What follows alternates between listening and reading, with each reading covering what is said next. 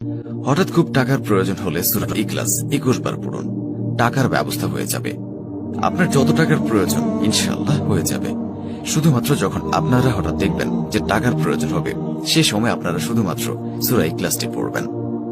এই আমলের নিয়মে 21 বার। আর আপনাদের আমলটি করার সময় যে সূরা ইখলাস পড়তে হবে, সেই সাথে আরো একটি ছোট্ট অক্ষরের দোয়া রয়েছে, সেই দোয়াটিও পড়তে হবে।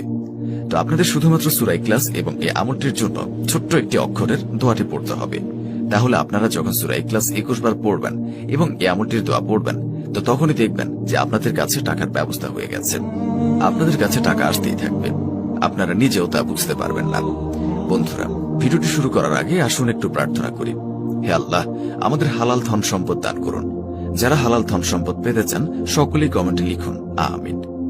এবং এই ভিডিওটিতে একটি লাইক দিন, এবং যারা চ্যানেলটিকে সাবস্ক্রাইব করেননি চ্যানেলটিকে সাবস্ক্রাইব করুন।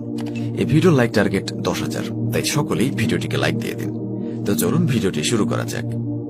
বিশেষ করে এই আমলটি খুব বেশি কাজে আসবে তখনই যখন আপনাদের হঠাৎ খুব টাকার প্রয়োজন হবে। সেটা হতে পারে যে কোনো দরকারে।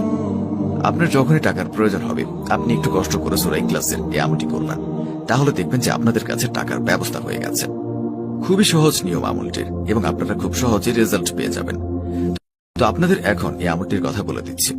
এই আমলটি আপনারা ছেলে মেয়ে সকলেই করতে পারবেন, এবং এর সাথে সাথে ছোট বড় সকলেই করতে পারবেন।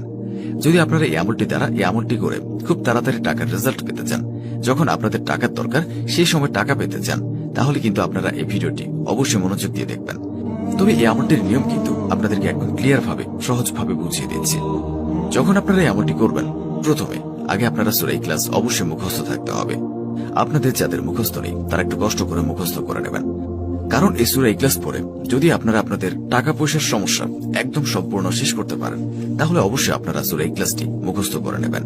এবং সূরা ইখলাসটি মুখস্থ করে নিলে অনেক ফজিলত রয়েছে। এই সূরার ভেতর অনেক শক্তি রয়েছে, যা আপনারা আগে মুখস্থ করুন, তারপরে বুঝতে পারবেন। তো সূরা ইখলাস আপনাদেরকে পড়তে হবে। তো তখন আপনারা অবশ্যই এই আমলটি করার জন্য শুদ্ধভাবে সূরা ইখলাসটি পড়বেন। আর আপনাদের যে দোয়াটি 21 বার পড়তে হবে, সেই দোয়াটি মাত্র আপনাদেরকে 3 বার উচ্চারণ করে শোনাচ্ছি। তাহলে আশা করি আপনারা বুঝতে পারবেন দোয়াটি হলো সুবহানাল্লাহ। আমি দোয়াটি আবারও বলছি, দোয়াটি হচ্ছে সুবহানাল্লাহ। এক শব্দের একটি দোয়া, সুবহানাল্লাহ। এই দোয়াটি আপনারা আশা করি সকলে জেনে গেছেন এবং বুঝে গেছেন। এই দোয়াটি আপনারা শুধুমাত্র সূরা ইখলাসের সাথে পড়তে হবে। তো কতবার পড়তে হবে সেগুলো বলে দিচ্ছি। তার আগে নিজে পবিত্র আল কোরআন শরীফের সূরা ইখলাস রয়েছে, সেই সূরাটি আপনাদেরকে শুধুমাত্র 21 বার পড়তে হবে। এবং সেই 21 বার পড়ার পর যখন আপনাদের কাছে টাকা আসবে, তো সেই সময় আপনারা যখন এই আমলটি করবেন, তখন কিন্তু কোনোভাবে সূরা ইখলাস ভুল করে পড়া যাবে না। তো সূরা ইখলাস এখন আমি আপনাদেরকে মাত্র